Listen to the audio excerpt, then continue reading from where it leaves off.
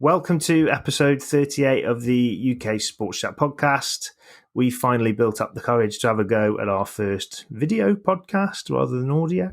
Our guests today are Stuart Gordon, sports therapist of 30 years with clients all over Europe, including AC Milan footballers. Stuart is the UK distributor of Barefoot Science Insoles.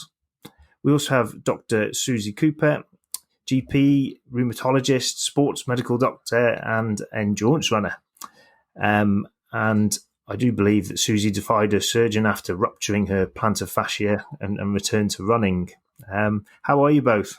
I'm very well, thank you. Very good. Lovely to speak to you, Joe. Nice. Thank you. Yeah, good to be here. Thank you for coming on. I've given you both a little intro there, but would you like to introduce yourselves to everyone for me, please? Ladies first. Go ahead. Okay. Well, I'm Susie Cooper. I am a GP, a doctor and a GP, and also work part-time as a rheumatologist, which is a part of general medicine, which deals with bones and joints, for those of you who aren't aware. And that's what I do for work. I'm a mother of 4 children, and I've run pretty much all my life, really, since I was a teenager. Nothing major until really in my 40s, I decided to step up the distance, really, and then joined a running club. And then it sort of got a bit out of hand, as these things do. So that's the kind of thing I do. I've also got a sports and exercise medicine diploma. I'm very interested and slightly obsessed by exercise of any form to help with physical and mental illness. It's a massively important part of medicine. So I suppose my sport feeds into my work in a huge way, and I think it's so much part of life as well. Which club are you a member of, Susie? Haslemere Border Athletics Club, HBAC. Fabulous local club. You must get some questions. Anyone's got a niggle at the club. You must. Yeah, they're pretty good. To be honest, they will. But I almost wish they'd ask me more. You know. But I'm not their club doctor. We're not that kind of club. We don't have a club doctor. But it's lovely to help if we can. But on the whole, they've got fantastic coaches who are very sensible. Yeah. And I'd always hope they would ask me. But to be honest, I think I'm always there if they need it. But they're a pretty sensible bunch, to be honest. Other than the fact they run so far and too fast.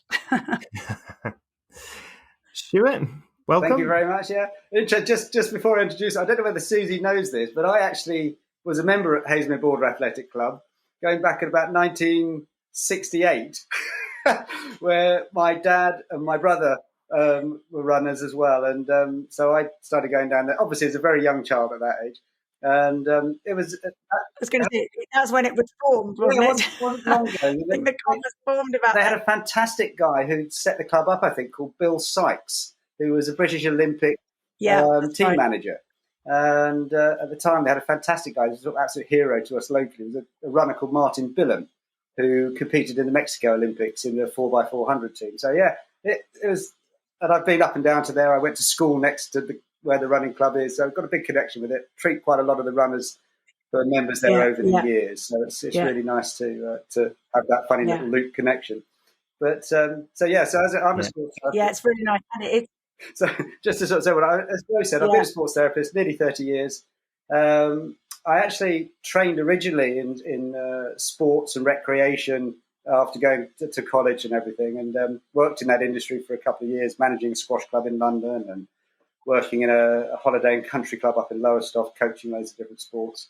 And I played, a bit like Joe, I think we've got a shared background in football. Played a lot of football. Yes, and we do. For me, running was sprinting. I sprinted for the county as a schoolboy and did long jump for the county, but the long distance stuff was for pre-season football training purposes mainly for me. But retrained after a while. I went into different business, retrained then as a sports therapist. And I just love doing it. I've been doing it for 30 years, get an absolute joy from it. And then about 7 or 8 years ago, after I've been fitting people with orthotics for about 25 years nearly, I came across this product called Barefoot Science Insoles, which transformed the way I looked at feet and movement and the chain of movement through the body. And I also trained in or studied the new research coming out on the myofascial tissues, function in the body. It's a big area that's evolved over the last few years. And those two things came together because the barefoot science insoles and how we function using fascia are actually very, very closely aligned. And then about 2 years ago, I took on the UK distributorship of barefoot science insoles and really decided that a great area to get this out to for benefit would be for the running community. So I've done working with you guys, hopefully doing this sort of thing, get the message out there about the importance of how these insoles work to help prevent injury or reduce injury risk, recover from injury, as in Susie's case it helped, and for performance enhancement as well. So that's what I do. Thank you. And that's a little bit, that is how you two met, really, isn't it? Because Susie, we were speaking before we started recording, but you picked up an injury. I did, yes. I was doing what you shouldn't do as a runner, which is when something hurts, you keep going. And I was trying to get a good time for Edinburgh Marathon. And in fact, I never got the good time because I didn't actually do the marathon. Because as time went on, I was doing well. I was pushing the speed. I was doing well with the training program, but my left foot was hurting. It was hurting all along the bottom of the sole. And I'd seen loads of plantar fascia as a doctor. And when I first started being a doctor, we used to inject the plantar fascia with steroid, which is never done now, because that's the worst thing you can probably do to it. But, we used to inject it and do very little else. That's how things have evolved, I'm pleased to hear. But so that was back in the sort of 90s, late 90s. That was what people did for plantar fasciitis. There was no talk of treatment of the injury with shoe inserts and orthotics and all the rest of it. So I kept running, not actually thinking this is actually plantar fasciitis. To me, it didn't feel like it. It just felt like pain all along the bottom of my, right inside my instep. And I kept going. And then eventually it was too painful to run. And the pain didn't go away. So then you're in trouble. Eventually made my way to a foot surgeon who's a delightful lady. And she said, well, MRI your foot, which of course what all doctors do is they like to MRI and CT and image everything, which is the right thing to do. Although you have to remember that MRIs don't always, they might tell you what is structurally going on, doesn't tell you what is actually going on functionally. And rather to my disappointment, I was hoping it would just show a bit of inflammation in the plantar fascia, because by then I'd realised a bit of inflammation going on. It actually showed a complete rupture of the plantar fascia all the way down it and across it. So longitudinally and across as well. Yeah. So she just said to me, that is that is going to take a long, long time to get better. You can't run. Well, I realised then I couldn't run at the moment. I was then told that I couldn't run ever again and I ought to change my sport. At this point, I thought, I don't think you quite understand. That won't work. And I sort of ignored that and thought, well, there's something I could do about this. And I just strapped my foot up a bit and got on my bike. I am a cyclist, but I don't love it as much. So I got on my bike. My husband and I got new bikes and we cycled a lot. And it got better. But it took about 6 months to fully recover. Well, as in recover enough to start training again. And I just started doing bits of running, walking, what have you, and realised it was getting better, but still ached. And I think it was and then I found, to my complete surprise and very pleasantly, that I could run more and more, and that actually it wasn't getting worse and I could run on it. So I was not, I was able to run, and I was picking up the distance running with my friend Philomel, who is a very good little runner, and she runs far faster than me. But we were going on a nice run, which was around Longmoor, in fact, and we got on to Longmoor around the track and met Stewart, and we got a bit lost in terms of which way to get out again in order that our run was not going to become an ultra at that point. And said to him, do you know where we should go? And he said, yes, of course I do, because I know this area, I live here. And it was at that point that Stewart said, by the way, I run, I have this little company and you might be interested to know what it is. We just got chatting. It was very nice. So Stewart not only told us how to get home without making it into an ultra, but I then contacted him afterwards. So that's how it started. And then I went along and got some of these, the barefoot science insoles. It's an affliction for me, Joe. Susie and her friend were standing at a gate, kind of trying to keep warm by just gently jogging on the spot. And I noticed that she was favouring her foot slightly. So it's like a form of Tourette's, you can't not say it. So I said, what's wrong with you? Something wrong with your foot or your calf? And Susie looked at me and said, why do you say that? And I said, well, like, this is what I do. And she said, well, I'm a doctor. And then we got chatting and transpired that I think at the time where Susie was working was in a physio practice who I know, and funny enough, who actually stocked the Insoles. Yeah. They were my first stockist of the Barefoot Science Insoles. In a place called Hindhead in Surrey. So anyways, and then as Susie said, she contacted me and we popped the insoles in. And I think, and I hope I'm right in saying that, you've had a pretty positive response with them in terms of reduction of pain. Definitely. And in fact, my husband then got some as well, as he was getting problems with his tennis. He's not really a runner. He's helped his tennis. Yeah. So that's interesting. When Susie said about, so let's go back, and if you noticed the function of Susie's foot, is that what you're saying you noticed when she was? Yeah, she was just favouring her foot. She was running. Is that right, Stuart? She was just trotting on the spot, trying to keep warm and looking around, thinking, "Where the hell are we?" And I just thought that's something's going on there. As I said, it's like a form of Tourette's. You can't not say something. I keep accosting people out on the trails around the area when I'm walking the dogs. I know it's what you do as an occupation. It fascinates me, though. I've walked into a physio's room before. I have a friend who's a physio, and he's gone, "Your leg's short than the other, or your pelvis is out," and you've only been in there a couple of seconds. It's fascinating. So but I think we're all asymmetrical, aren't we? We're all asymmetrical, and none of us are perfect. So I think we have to remember that when we're doing any of these sports. And running puts so much pressure on the feet and the structures that you do. If there is any mild asymmetry, as you push the distance, it's going to be accentuated, isn't it? As one size starts to weaken. And the asymmetry thing. So let's go back and explain the product, Stuart. Sorry to talk over you. Let's go back and explain what the product is and what it does then, and because we mentioned asymmetry there. Yeah. Let's go right. Would you like to do that? Yeah, I'll show you. I've got a nice bright coloured orange one here. So it looks like just a straightforward, simple insole. And I hope on this bit here, you might be able to see the key bit to it, which is this bump. And the bump sits in what's termed as the mid-arch of the foot. So we all know we've got this longitudinal arch on the inside, medial arch, and a longitudinal lateral arch. We also have what's termed as a transverse or metatarsal arch, which goes across the foot. So this bump sits in between those three arches. And it's also the point which, when we load down onto our foot, that's where our centre of mass travels down through the body. So it's the load-bearing part as our weight travels down when we land on the foot. Now, underneath the insole, there's this socket. And a chiropractor, about 25 years ago, a chiropractor in Canada came up with this idea. And he wanted to try and stimulate a system called proprioception, which is a system that controls balance, it controls spatial awareness, and it controls what's called the stretch reflex, which is our gift to injury avoidance. It's a system that puts the brakes on when we're extending beyond a certain range.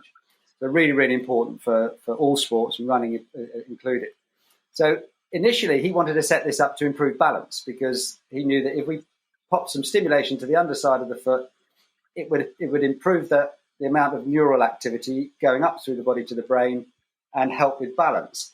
But what we've seen as we've carried on doing various tests over a number of years using different equipment, there's a thing called surface electromyography. There are lots and lots of different gait analysis machines. There are force plates that you can measure balance. You can measure asymmetry in movement. And this is the really interesting thing, I think, from a running point of view.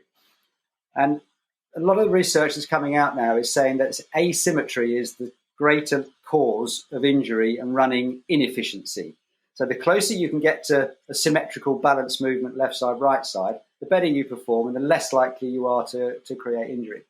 And as you know, for instance, there was a study done in a big study actually in the Israeli army. I think a lot of soldiers become the guinea pigs for lots of studies. But what they saw was over a period of assessing all the soldiers at their initial stage of recruitment, was that when they then went out and did their training and got injured, it was those who had a greater than 10% asymmetry differential between left and right side in contact time. So that's touch and go. That's your foot landing on the ground, managing its landing and pushing off. So anything greater than 10% resulted in 75% incidence of lower limb injury. So off the back of that, the US Olympic Committee, I mean, it's huge, yeah. And actually, when you look at and in one of my blogs I've just putting up about this, that when you look at running as a community, the estimate is there's somewhere between 70 and 75% of runners get injured every year.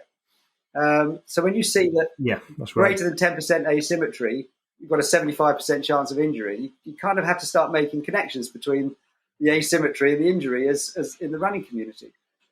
So we work with Barefoot Science, we work closely with a gait assessment system called Gait, which uses infrared technology, 96 infrared beams going from one side of a treadmill to the other, or you can have a 100-meter strip of this if you've got enough money to buy all the kit. But we get somebody on a treadmill, and we can assess the asymmetries in contact time, in stride length, and see what that difference is.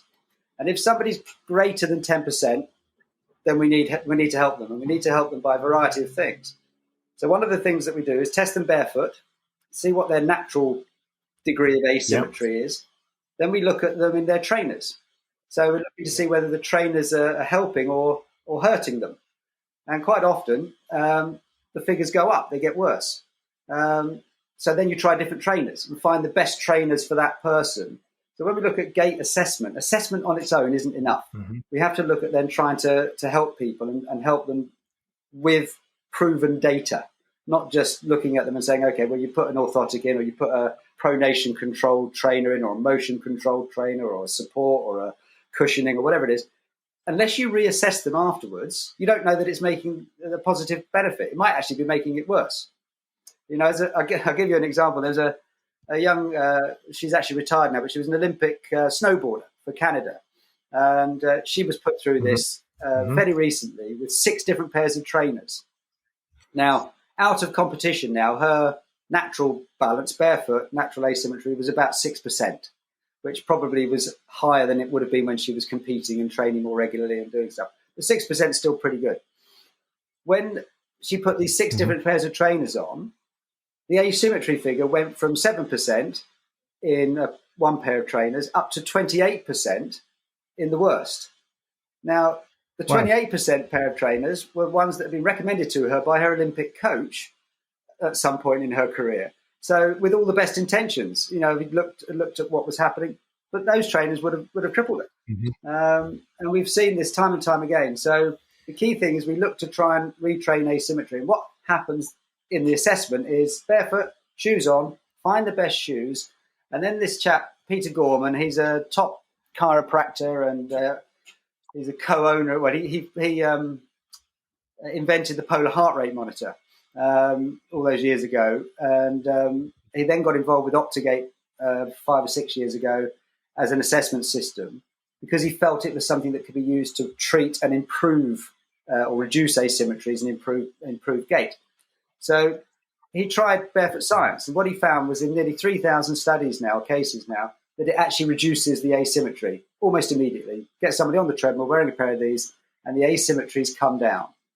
So he then pops them in that. Okay. And what happens is, I don't know whether you can see here, we have these 6 or 7 different levels of plug that pop into that socket on the bottom. So I'll just get a couple out. So that's number 1, the little pink one, and number 4 is the green one. Now, they're the same shape, but you can see that the number 1 is the thinnest. Number 4 is quite chunky. Does that come through on the picture okay? Yeah? And then we go up. So you start off with the slimmer one? Always start with number 1. And so you start off with the very slim one and you build up, is that correct? Exactly, yeah. So what we're trying to do is to generate some stimulation to those sensory nerves, the proprioceptive nerves on the sole of the foot. And when somebody gets used to that and they barely notice the insole, and after a week or after 2 weeks or 6 weeks, it doesn't matter. It's just as long as it takes for their brain to get used to that amount of stimulation, then we'll move up to the next level and stay with that for as long as it takes. And eventually you get up to plugs that are sort of that profile, or even bigger still for number 7, that profile. But they're thinner. As they get, the last 2 are actually, or last 3 are thinner than the chunky number 4. So we're spreading the contact surface area. Okay. So that's how they work. You have this increasing amount of stimulation on a progressive. It's rather like a training system. Now, if you go to the gym, you start off with light weights, or if you start running, doing your couch to 5K, you walk a bit, you run a bit, you walk a bit, you run a bit more. It's the same with these. You add some stimulation, then when the body can cope with that, you add a little bit more stimulation. I actually like to refer to them as an in-shoe training system. Really, that's how I tend to refer. Yes. to them. Yeah. So this is what you were referring to when you hosted the hour on Sunday. You asked a question about foot strengthening. Yeah. So non-medicalized me, dumb this down for me. So you're saying that this insole and those different levels. Yep. Are a workout for the muscles in your feet, and when your feet work out and get stronger and go through these levels, there's more asymmetry, which will reduce your injury percent, your chances of being injured. Exactly, yeah. It's a combination of muscle strengthening and neural stimulation. Muscles can only work if they're given information. They have to have a switch on. And what's happened with the way that feet have been working within shoes with lots of cushioning and maybe are not able to spread as the foot lands, you don't get that stimulation to switch on the nerves. Therefore, the muscles don't get given the information they need to perform their job. Now, when we talk about the muscles in the feet, there are 20 small muscles. What are called intrinsic. That simply means they start and finish within the foot. Whereas extrinsic are the muscles coming down from the calves that come down, wrap around the ankles, wrap around the heel, and then into the foot. So what we're saying is that those 20 intrinsic muscles have got a bit sleepy. They're not getting fired up. They're not getting information to tell them to work. So they've become weak and unused. We need to fire them up and work them. And we need to do that from within the shoe. So if you were running barefoot on the sand, you'd get that contact, you'd get that information, but that's not practical for everybody. We love trainers. They look great. We want them to feel comfortable. We want to be running on all sorts of different surfaces. So that we have to be realistic that, however, there are people out there who happily run barefoot and, fantastic, all credit to them, but that's not going to be the majority. The majority are going to want to stay in their shoes, and we need to provide them with that same effect, that same stimulation from within the shoe. And that's what this system very cleverly does. Okay. So I'm thinking gymnasts on balance beams and those kinds of things, they're doing this gripping all the time, aren't they? There was. Did you see the post up on the tweet about that? Yeah, that's where I got that from. The guy commented about gymnasts. Yeah, that was really good. Yeah. So a question for you, Susie. So for you both, this one. How many people do you see that are over that 10% in asymmetry? Do you know? And Susie, how long did it take you to work through those levels? What level are you on, and how is the insole now a part of your prehab and rehab? I suppose because it sounds like it's not just for rehab. It's for more. No, potentially not. I mean, I think everybody's different, aren't they? And I think, going back to your first question, how much asymmetry do I see? Remember, the majority of people I see, because my work is mainly in the NHS, come in with problems that are really not really elite running or whatever, or endurance running related. But the majority of people that end up in the rheumatology clinics and in general practice are musculoskeletal quite compromised, shall we say. They're not necessarily, not always as healthy as they'd like to be. And that's for various reasons. They're actually unwell for other medical reasons. But if you examine people generally, we're all a bit, whether it's your shoulders, the way you sit, your spine, none of us are perfect specimens. And what's wonderful is when you do see someone come in who is very symmetrical and very well trained. So the kind of people who really do seem to have better alignment will be your dancers or your people do a lot of yoga. Now, is that because they always were in the first place that's made them dancers and so on? And I think there's a danger with us runners is when you run, all you do is run and you do a few stretches and all the rest of it and you keep running. Now, when you're doing something at a high speed and you build up the muscles for that, you can almost at a low level, as we all know, you can get away with it. But the further you push it, then the asymmetries will come out. Now that when they come out depends on where you're starting from and how bad the asymmetry is, for sure. Now, so I don't know any evidence based on all of this, but that's sort of common sense more than anything, isn't it? So a lot of people, you look at their knees, for example, alignment of the knees, whether it's valgus or varus, that will make a difference to the feet as well. So it's never going to be just the feet. It's going to be the knees, the hips, the spine, everything. So yes, majority of people, I would say, not only are they not symmetrical, and and they're not also there, and that continues. And the older you get, the more and more that gets accentuated. So we all sort of know that. So yes, a lot of people are. I would say we all are, really, unless we're very, very lucky. So that's that question. And in terms of the orthotics, the Barefoot system, I used it really for recovery. And I think it really helped. It's very difficult to tell when you've only tried it once. And I now run with new trainers, and actually I don't always use these. I've got to the point now where I don't use them. And if I'm doing a long run, I'll actually support my plantar fascia by strapping it, to be really careful. But I think there's a role for them in recovery and probably maintenance as well.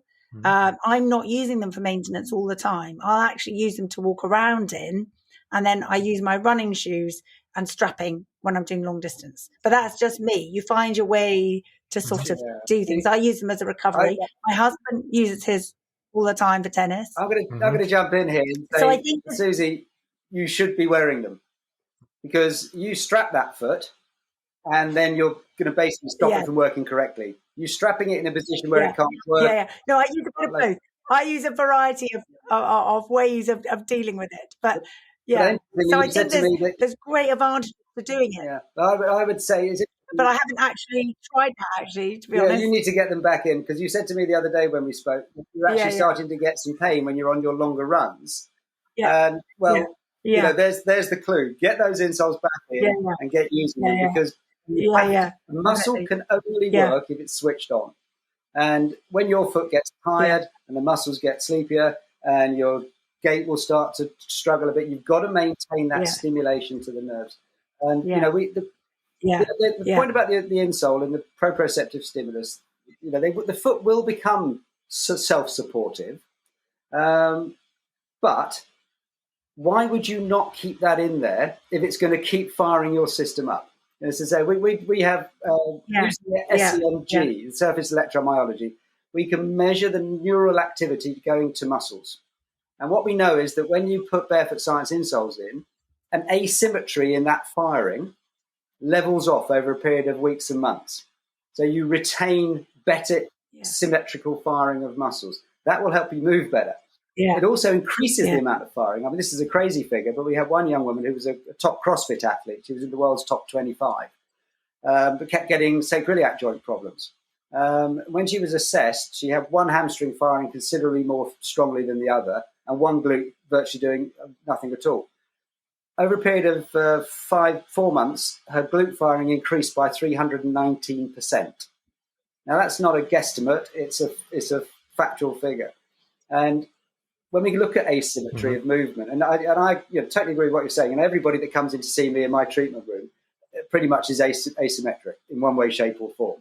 But the point is that we can, when you look at somebody, and we've tested this, we've had some of the best biomechanists in the world look at somebody on a treadmill, and you say to them, right, what degree of asymmetry do you think they've got in their stride length or their contact time? Using eyeball, you're vastly experienced. And I've been doing it for 25, 27 years. I'm really good at it. You can't get closer than 16%. That's the best anybody's got down to when measured against the technical equipment that will show you down to the nearest point of a percent. And if you think about it, 10% or more asymmetry, you've got a 75% chance of injury. If looking at somebody eyeballing them on a treadmill, the best you can get down to is 16%. It's not good enough for us to be able to say, oh, you're a bit asymmetric, but don't worry about it. Your body will compensate. Well, it will. It'll compensate, and the compensation is what will cause the injury eventually, sooner or later. So the best athletes, those ballet dancers, ballet, oh my goodness, ballet dancers get battered. But, the best athletes in the world are the ones that are best at compensating. They will have imbalances. There was a world number one tennis player who got injured, came back, got stuck at 88th in the world. He couldn't get past it. When he was assessed in this way, he was functioning at 8% asymmetry, which for a lot of us would be great. So he wasn't in injury danger zone, but in terms of performance zone, no good. So when put through some retraining using the insoles, using the Gait retraining system, within about 5 minutes on a treadmill, he was down to 0.5% asymmetry. And within 3 months, he won Wimbledon and was back at number one in the world. So it's important to get this balance right and get this asymmetry. Sure. Let me ask you a question. Yeah. I'm conscious of time.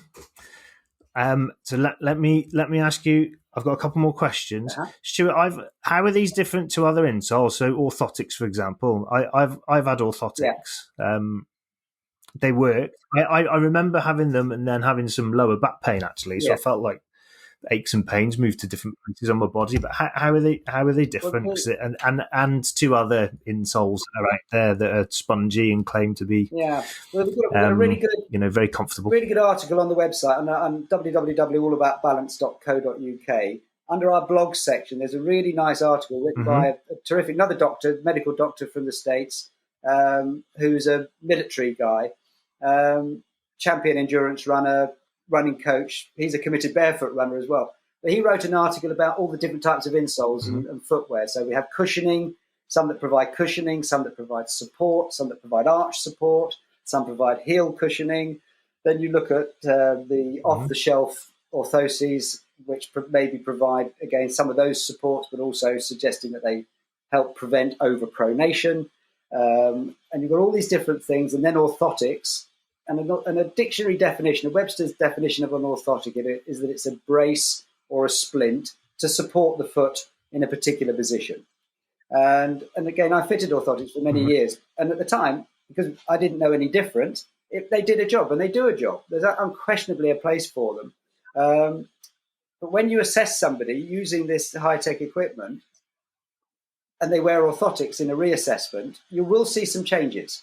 And it may be in different aspects of the gait movement. But what doesn't change, particularly positively, is the asymmetry figure. So they might change what's termed a single leg stance or swing phase or whatever, but they don't change the asymmetries between the left and the right side.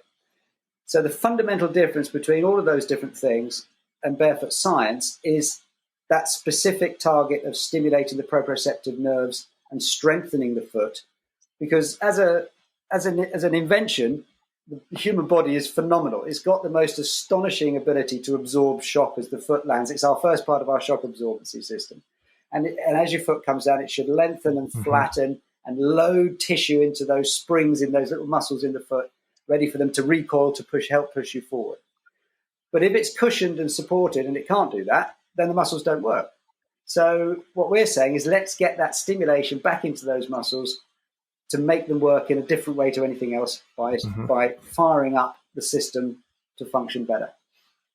That's. And Stuart, what do you think about? What I often do is walk around, say, bare feet, and then I'll be doing things, out and about, around the garden, whatever, and then I'll put them on in my trainers or whatever I'm wearing, and then I really feel the benefit. So, what do you think about them not wearing them all the time? Because I find that not wearing them all the time. So when I go to work, I can't necessarily fit them in the shoe, the work shoe, so I can't wear them. Some work shoes I can. And then I'll come home and think, oh, I'm going to put the trainers with them on. And then I really feel the benefit. Yeah, it is. So I wonder like a wake-up call. The intermittent. Yeah, I wonder if the intermittent use that I'm sort of doing, I quite like that. Now, that's probably just me. That's probably just you. But, yes. And I don't know, but I quite like that. I quite like some normal things. And okay, my plantar fascia is not even, my foot isn't hurting, but I'll put them in, and it actually, I think, that's quite nice. Yeah. So I wonder if, I suppose it is doing that, isn't it? Stimulating it and waking it up again. Yes, it's precisely that. And then it gets it working. It's very interesting. Yeah, and it is. I suggest to people you wear them as much as you can. And again, I had a young woman, a runner, and a CrossFit athlete who, she couldn't run. Basically, she had shin splints and she couldn't run more than 100 meters without being in pain. So we got her in a pair in her trainers, but of course they were full length. You can have full length or 3/4 length. Now the full length she had in her trainers, but of course she was only in those for about 3 hours a week. So she felt great. It was actually helping her lifting, but it wasn't helping her running. So she then committed to buy a 3/4 length pair and wore them all day, in her work shoes or whatever else she was wearing. And within 3 weeks, she was running pain-free. And she clocked up a 5K without any pain. She couldn't run 100 meters before without being in pain. So that was the difference between getting that presence of the bump and the stimulation going and firing up those muscles. Now, if she goes without for a while, she's okay. But just like any other training system, if you go to the gym every week, 3 or 4 times a week, and then you go away on holiday for a few weeks and you don't go to the gym, when you go back, you're not going to have the same condition. If you stop running for a few weeks, you don't go back and run a marathon first time out. You might do a half, depending on what level you're at and what your endurance abilities are. But you always have to ease yourself back into activity if you haven't been doing it. And we say if you stop wearing these for a while, for a performance point of view, then you need to ease yourself back into them. You might have to drop down a plug level. If you're in level 6, you might have to drop down to level 5 or to level 4 to rebuild up the strength again and the stimulation until you can cope with those other upper levels, and away you go. But it is a performance enhancing as well as injury recovery and injury prevention. So it covers all angles by getting that stimulation going. The stretch reflex is key. This right. Final question for you both, because there was Susie, when Stuart was on our tweet chat hour on Sunday, we had a lot of people, and we do see this a lot, who are suffering with plantar fascia. So I can't let you both leave without asking you for your tips for people out there on what they can do to help with that condition. Yes, it's very difficult, isn't it? Because it's not something I'd ever had until I got it. I didn't get a bit of it. I just got it. And why do some of us get it? I'm sure Stuart's got more an opinion on this than others. But it's like all of these running things, it will be building up. And I think it's got to be that we change the way we're using our feet. And as Stuart says, stimulating the muscle to contract, because it's not really a muscle, it's not a tendon, it's a funny old thing, the plantar fascia. So you have to treat it almost like a tendon, if you like, just keep stimulating it. But you need to strengthen, you need to look at the whole of the body, need to look at the asymmetry and so on. And I think stretching we all do it, we try to do it, and we talk about doing it. I think it's really important to stretch. I think it's really important to get the soleus muscle stretched, and not just the hamstrings and so on, not just the quads, try and really do good stretches. I'm quite a fan of yoga in terms of trying to use all of your muscle groups, stretching out everything. And you're not going for massive stretches. You're just trying to put all the joints through their range of motion.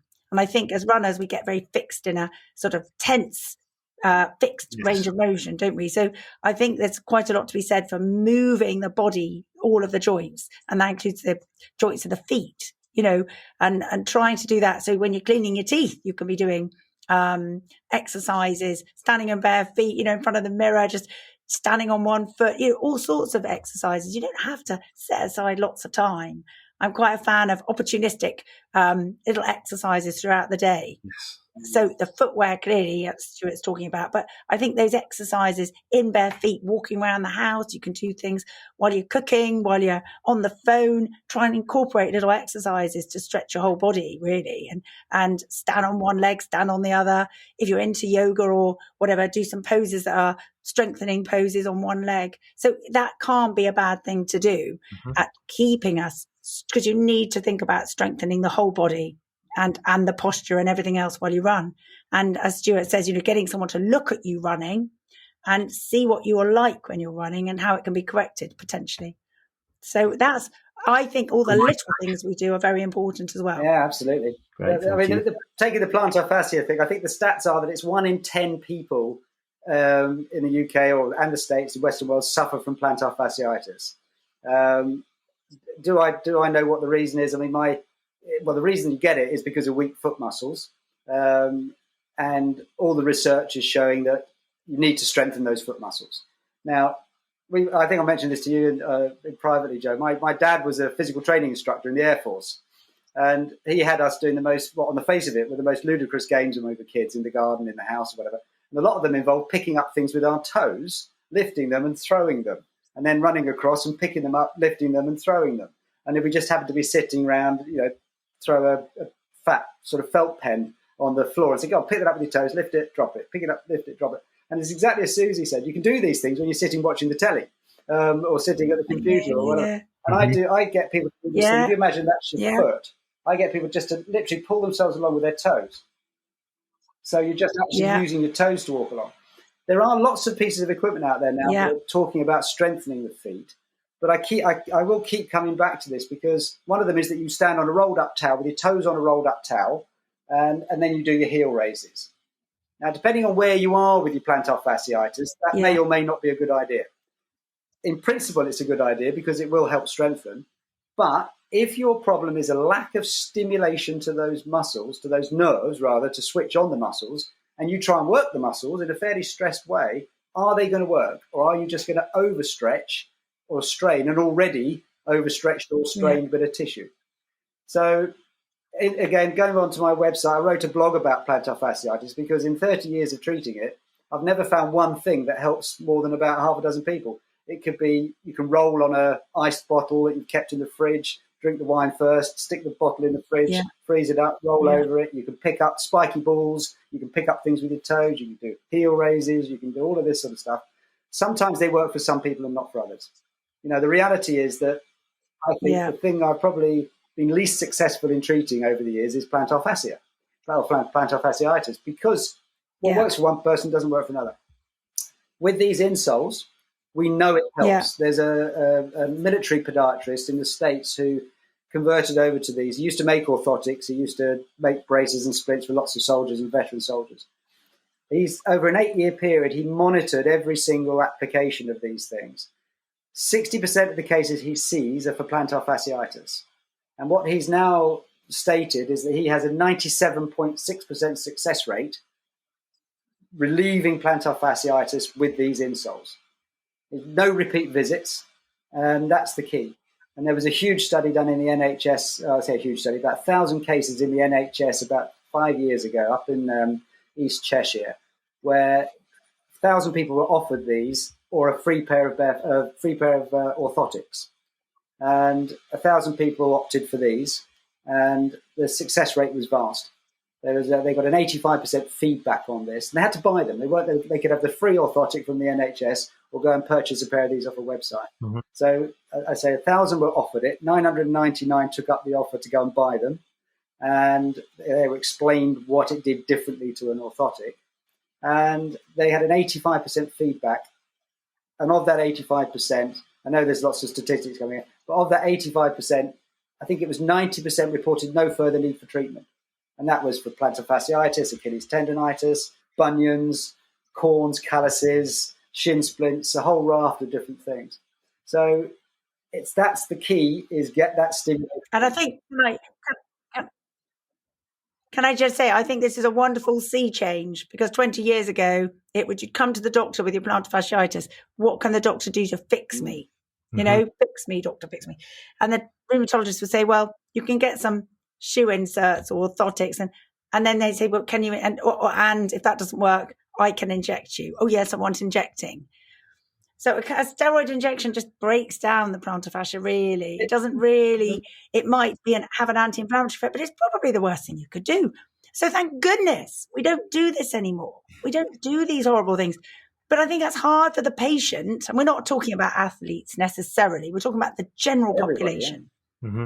And the majority of people who get plantar fasciitis aren't necessarily that I see are not athletes. They're just the average person going about their daily work, especially if they're on their feet a lot. And they want a quick fix, but it's so good that we're beginning this sea change of, it's not a quick fix. There are things you can do. There are things we must change. And I think it's so important, like Stuart was saying, that we need to get the information out there now to the healthcare professionals that it's no good to just say, well, to the patient, or just, stick a heel insert or, a shoe insert in off the shelf. Immobilize it. Oh, wow. Do anything, or go and see a physio. The poor patient's left thinking, well, what do I do? Yeah. And there needs to be these are the really, really important things that affect everybody. And unfortunately, what most runners do, so I think is carry on running. Yeah, well, that's it. Yeah. Yeah. Hoping it will just get better. And ironically, there are occasions when it will, but that's not really the best solution. No. Thank you ever so much, both of you, for coming on. I'm now planning scrunching up a towel whilst I'm watching TV this evening in the front room with my toes. Scrunching up your toes as we talk. Stuart, where can people learn more? I know you've got lots of case studies and information that you've on your website. Just remind us where that is and where everyone can connect with you both if you'd like to share that. Allaboutbalance.co.uk. Yeah. There's a specific runners landing page, so it's www.allaboutbalance.co.uk /runners/. And because we're exhibiting at the National Running Show in middle of July, we're doing a special offer at the minute as well. So there's a discount that can be accessed via that. But there's a load of information, load of case studies. We've got blogs about plantar fasciitis, about running efficiency, why balance matters, all of these things that are so relevant. And that's what I'm going to be speaking about at the running show. On both days, I'm on the running skills stage, talking about the importance of balance for running efficiency and especially contact time. So that's the key one. So hopefully anyone who's coming down to Farnborough, and actually anyone who's listening, very quickly, if you want to go to the Farnborough National Running Show South, you've got, I think it's 1 or 2 more days to get a free ticket using the code BALANCE20. So if you want a free ticket for the National Running Show South, use my code BALANCE20 and come and see us on the stand. Come and see us come and see me on the running skills stage. It'd be great to meet people there. So there we go. Brilliant. Good. Thank you. Lovely to see you, Susie. Are you on social media if any other runners would like to interact? I don't know. I'm not yet on social media. I need to kind of think about that. But I am Victoria. Let me recommend a site. It's called UK Run Chat. It's great. Not at the moment.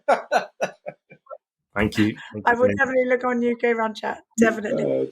Yeah, definitely. Thank you very much. Thank you both very much. It's been great. Really, really good chatting to you. Thank you. Fantastic. Thank you, Joe. Thanks. Cheers. Bye. Bye-bye now.